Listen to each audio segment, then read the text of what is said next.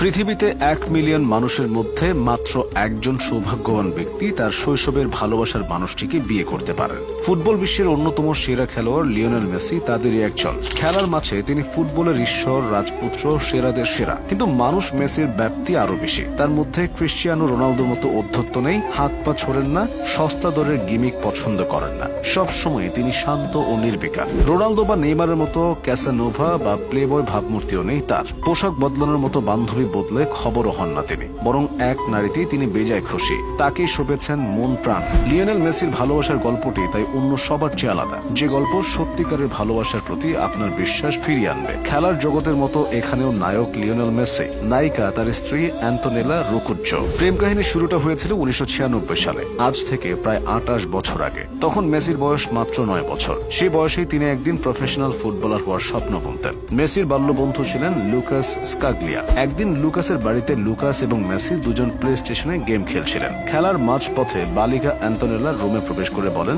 তোমাদের কি কিছু লাগবে? বালক মেসি তাকে দেখেই কুপোকাত। খেলার পাশাপাশি বারবার মুখ ঘুরিয়ে দেখতে থাকেন অ্যান্তোনেলাকে। আসলে অ্যান্তোনেলা বন্ধু রুকুজ্জোর কাজিন। তখন অ্যান্তোনেলার বয়স হবে 8। প্রথম দেখাতেই অ্যান্তোনেলাকে পছন্দ হয়ে যায় লিওনেল মেসির, যাকে বলে লাভ অ্যাট ফার্স্ট সাইট। রূপকথার জন্ম সেখান থেকেই। খুব শীঘ্রই তাদের দুজনের মধ্যে বন্ধুত্বের সম্পর্ক গড়ে ওঠে। সেই সময়ে অ্যান্তোনেলাকে চিঠি লিখে মেসি জানিয়েছিলেন, একদিন আমরা প্রেমিক প্রেমিকা হব।